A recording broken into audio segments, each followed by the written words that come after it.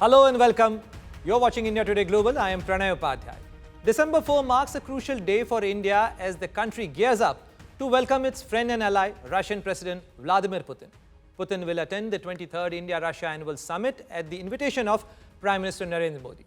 During the Russian president's last visit to India on December 6, 2021, both leaders discussed defense cooperation, including the joint production of BrahMos missiles and expansion of ties in trade, energy and space. This visit comes at a time when US has imposed additional tariffs on India for purchasing Russian oil and alleged India for fueling of Russian war machine. Though unfazed by the US tariff, India and Russia are gearing up to expand their special privileged strategic partnership. This time, a big delegation is also likely to accompany President Putin, and this delegation members include and represent the areas like trade, defense, agriculture, and even cultural exchange.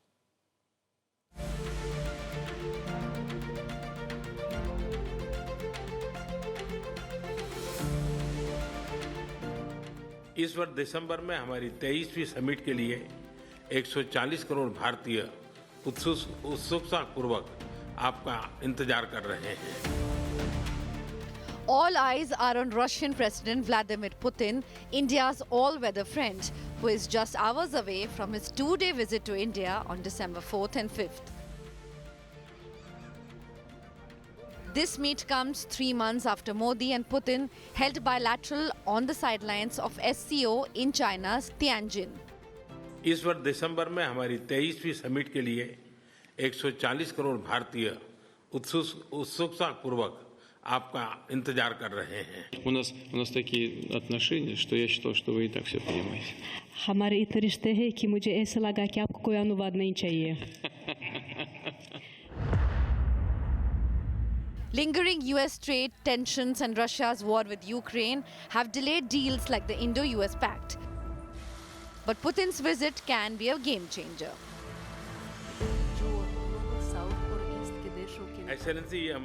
Over 2 days, the leaders will discuss a wide-ranging agenda: defense, nuclear energy, oil, technology and trade. Defense remains a major pillar. High-end systems like the S-500 air defense platform are expected on the table, reinforcing Russia's role as India's primary partner in missile defense architecture. Even as India diversifies its defense suppliers, Russia's S-400 systems proved vital during Operation Sindoor, spectacularly neutralizing Pakistan's China and Turkey-made missiles. Bilateral trade hit a record $68.7 billion in last financial year, with India exporting machinery, textiles, chemicals and more, while imports from Russia remain dominated by crude oil, fertilizers, metals and machinery. From missile defense to energy security and billions in trade, Modi's dost Vladimir Putin's India visit is more than ceremonial. It is strategic. All eyes in global strategic sphere, especially in Trump's America, is fixated on this trip. With Shivani Sharma and Sandeep Unithan, Bureau Report, India Today.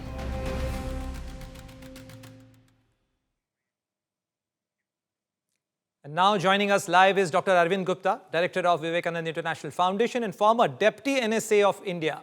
During his distinguished career in Ministry of External Affairs and National Security Secretariat, he played a key role in shaping India's strategic partnership with major powers, and few understand the depth and nuances of India-Russia ties better than him. So welcome Dr. Gupta here. And my first question to you, that India and Russia share a defense and a strategic partnership, but the Russia's share in India's arms imports have fallen to approximately 36%, and now we are also pushing Atmanirbharta mission as well. But yet, fresh S-400 or maybe S-500 deal and even Su-57 tech transfer are reportedly on the table. So after Operation Sindoor showcased the Russian systems and their effectiveness, what are the real strategic gains India can lock now? This visit is very important because it is taking place in the backdrop of tectonic shifts in the global landscape. And as your report said, This is the first visit Putin is paying to India after the special military operations began in 2022. And since then, of course, Prime Minister Modi and Putin have met several times. So it's not that there has been lack of contacts. But this visit, I think, gives us a chance to reimagine India-Russia partnership in the backdrop of major geopolitical shifts that are taking place. And the relationship, I think, needs to go just beyond the defense. India is diversifying its relationships. That is, I think, the key priority that India has today in its foreign policy in order to deal with these massive changes. And I think Russia also understands. Russia's foreign policy has also changed quite dramatically. But India and Russia, the strategic partnership, special privileged strategic partnership, that has remained intact. And this has withstood all the major changes. So today, Dr. Gupta, yeah, please go ahead, sir. apart from defense, there are many other areas in which the two countries can consolidate their relationship and also look for new areas.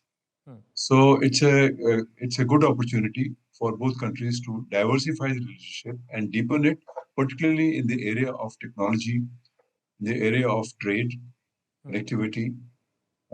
Defense, of course, is important, but energy is also extremely important. Absolutely, Dr. Gupta. You mentioned about trade, and we have been given to understand that President Putin and Prime Minister Modi are likely to address a business forum, and a large business delegation is also likely to accompany President Putin. But a bilateral trade, has remained a matter of concern for India and Russia. Of late, it has touched a high mark of $70 billion, but this is only, entirely fueled by the discounted Russian oil, and leaving India with a huge deficit. And at a time when US tariffs are, India is facing penal 50% US tariff, and 25% is a penal tariff for the Russian oil purchase. How will Prime Minister Modi and Putin actually address this imbalance and still hit a target of $100 billion by 2030, in your opinion? So the answer is simple. They should look at a long-term horizon, 2030 and beyond, and try and understand where are the opportunities both for Russia and India, and India and Russia. And if you go beyond this, this blip that has happened in terms of tariffs, etc., these penal tariffs on, you will see that there are many opportunities that are opening up. Russia's economy, despite the war, has held on, and India's economy is growing very fast.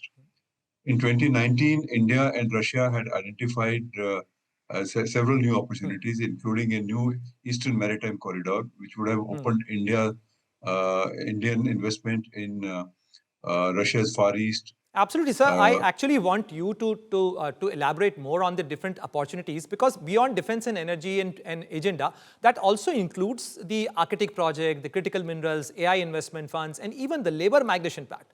Which of these, less hyped areas could truly reshape India-Russia ties over the next decade, in your opinion?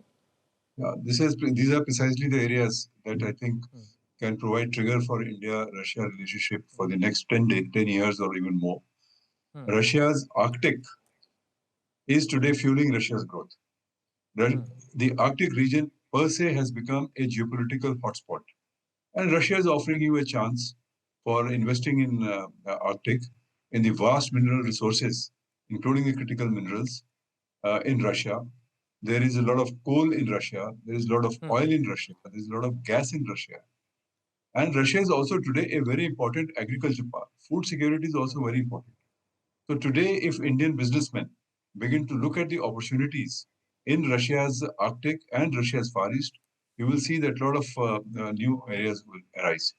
And tourism can also be a very important thing. You mentioned mobility. I think mobility of Indian workers in Russia, that is a issue to be discussed. Today we have something like 30,000, 40,000 Indian students in Russia, which was unheard of. There are about 60,000 Indian diaspora in Russia, and Russians want Indians to come there, and in a systematic, in a regulated fashion. So I think that's a very big opportunity that is opening up for India and Russia. And I can tell you one more. And I can identify one more. Let us not make a mistake of thinking that Russia is a second-rate technology power. often people think that, Russia, what is there? But actually, Russia is also very strong in some of these technologies like the artificial intelligence or quantum computing. Yes, in some areas, they may not be as strong as, for instance, others, like in semiconductors. But there are a lot of complementarities between India and Russia. Pharmaceuticals could be Absolutely, another sir. area. That's why it's being said that, this is the time for India and Russia to take their strategic partnership to another level. Thank you very much for your time, sir, and sharing this perspective. And we hope that India and Russia will be able to gain more from this partnership. But now, let us focus on another front of Russia, which is effort to end the war with Ukraine, because the talks have entered a crucial phase with the United States official pushing forward a revised plan, and a special envoy, Steve Witkoff, is now headed to Moscow amid political turmoil in Kiev and fresh attacks on the ground. Here is a report by Mahashweta Lala. After US top officials met Ukrainian delegation in Florida, special envoy of President Donald Trump will meet Russian President Vladimir Putin on Tuesday. Witkoff, who has set off for Moscow, will talk on the revised 19-point peace plan to end the war in Ukraine. Ukrainians have expressed their willingness to accept the new proposal. But the Russian side has not made any statement or commitment in this regard. Speaking to reporters, President Trump said the talks in Florida were going along well. Can you give us an update on what took place in South Florida today, those talks between the U.S. and the Ukrainians? Well, they're going along, and they're going along well. We want to stop people from being killed. Doesn't have much to do with us, but I'd like to see if we can save a lot of souls. A lot of people are being killed. Last month, we had 27,000 people killed in that ridiculous war that should have never happened. It would have never happened if I were president. But he said the corruption situation in Ukraine is creating problems. Ukraine's top officials are embroiled in a corruption scandal, which forced Volodymyr Zelensky to take action. As a result, Ukrainian anti-corruption agencies searched the residence of President's Chief of Staff, Andrei Yermak, following which he submitted his resignation. Have you spoken with Rubio and Witkoff since I that have, meeting? yeah. I've spoken to them, and they're doing well. Ukraine's got some difficult little problems. They have some difficult problems. But I think Russia would like to see it end, and I know Ukraine would like to see it end. You just said that Ukraine has a little bit of problems. Well, we What have are a those corruption problems? situation going on, which is not helpful. Earlier, US Secretary of State Marco Rubio described the talks with Ukrainian officials productive, but said work remains to be done for a prospective and peaceful future of Ukraine. Much work remains, but today was again a very productive and useful session where I think additional progress was made. And we continue to be realistic about how difficult this is, but optimistic, particularly given the fact that as we've made progress, I think there's a shared vision here that this is not just about ending the war, which is very important. It is about securing Ukraine's future, a future that we hope will be more prosperous than it's ever been. We were discussing about the future of Ukraine. We discussed all the important matters that are important for Ukraine, for Ukrainian people, and U.S. was super supportive. We already had a successful meeting in Geneva, and today we continued this success. Meanwhile, former Russian President Dmitry Medvedev hit out at Ukrainian President Zelensky over the corruption scandal and posted on X that Zelensky might not be the one who would be signing the peace deal. Meanwhile, 4 people were killed and 40 wounded in a Russian missile attack on the eastern central Ukrainian city of Dnipro. Emergency services published video showing first responders carrying wounded people on stretchers and firefighters extinguishing flames. Ukrainian Security Service released a video purporting to show 2 Russian Shadow Fleet tankers being struck in the Black Sea. The SBU official said both tankers, identified as Kairos and Virat, were on their way to the port of Novorossiysk, a major Russian oil terminal. With Mahashweta Lala, Bureau Report, India Today. And now let's talk about tech billionaire, or you may call him tech trillionaire, Elon Musk, who has stirred a fresh debate with a series of bold predictions and candid revelations on a new podcast with Zerodha co-founder Nikhil Kamath. From calling work optional, in the future of commenting on US visas, global talent, technology, tariffs, and even his personal connection to India.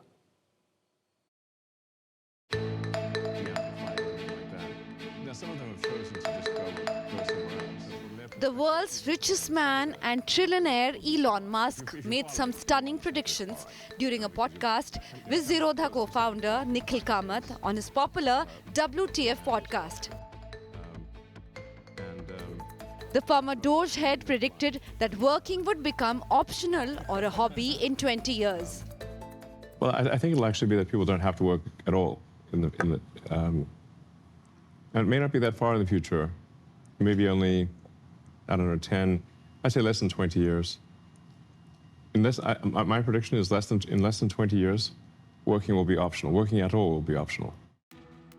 At a time when the US administration's H-1B visa policy and immigration have challenged Indians and others who aspire to live and work in America, Tesla boss recognized the role of Indian brains playing an important role in the American growth.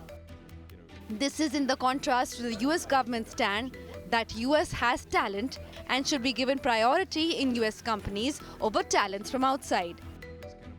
Yes, I think America has benefited immensely from talented Indians that have come to America.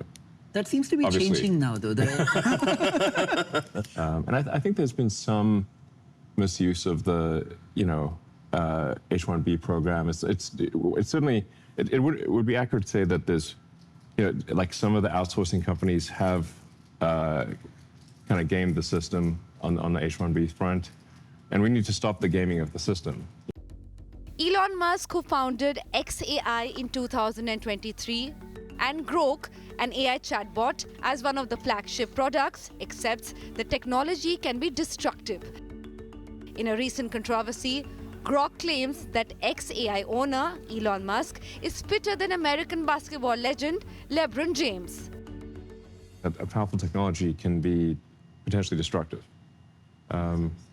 So there's obviously many AI dystopian, novels and books, movies.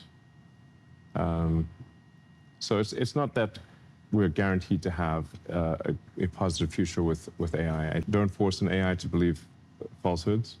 I think that can be very dangerous. Elon also shared how he tried to dissuade his former buddy and US President Donald Trump from imposing tariffs but failed. We do want tariffs between each state within the United States. Like, no, that would be disastrous for the economy. So then why do you want tariffs between countries? The president has made it clear he loves tariffs. I've tried to dissuade him from this point of view, but unsuccessfully. Musk also revealed his personal India connect. He told Kamath that his partner, Shivam Zilis, was born in India and raised by Canadian parents.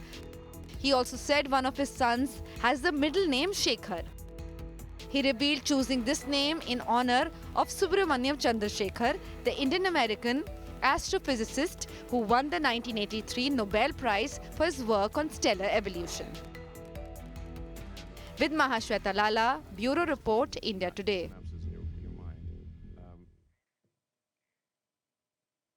And now, let's see what else is making headlines across the globe in World at a Glance.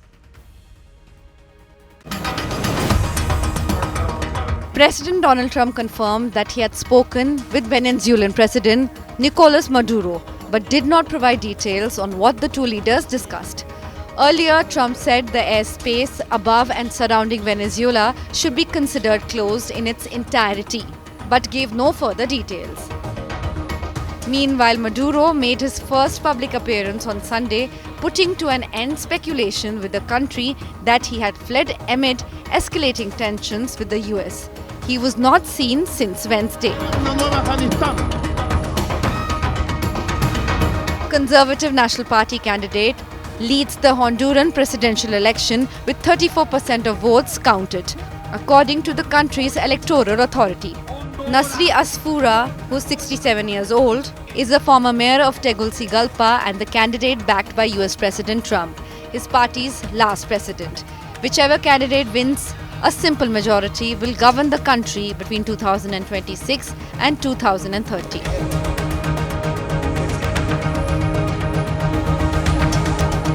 Protesters rallied outside Israeli President Isaac Herzog's private residence, demonstrating against Prime Minister Benjamin Netanyahu's request for a pardon in his corruption trial before a verdict was reached. In a letter, lawyers for Netanyahu argued that criminal proceedings were hindering his ability to govern and a pardon would be good for Israel.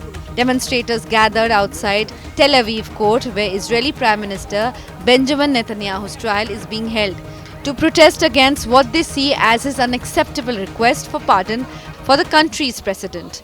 Netanyahu has denied the bribery, fraud and breach of trust charges.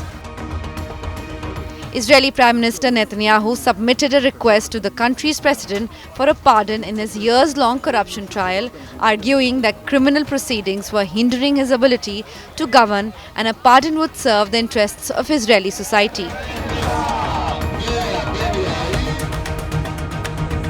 A Bangladesh court sentenced British parliamentarian and former minister Tulip Siddiq in absentia to 2 years in jail in a corruption case involving the alleged illegal allocation of a plot of land. Former Bangladesh Prime Minister Sheikh Hasina, who is Siddiq's aunt, was sentenced in absentia to 5 years in jail and her sister Rihanna to 7. The court said all three were fined 100,000 taka each, and failure to pay will result in additional 6 months in prison. Siddiq, who resigned in January as the UK's minister responsible for financial services and anti-corruption efforts following scrutiny over financial ties to Hasina, has previously dismissed the allegations as a politically motivated smear. Britain does not have an extradition treaty with Bangladesh.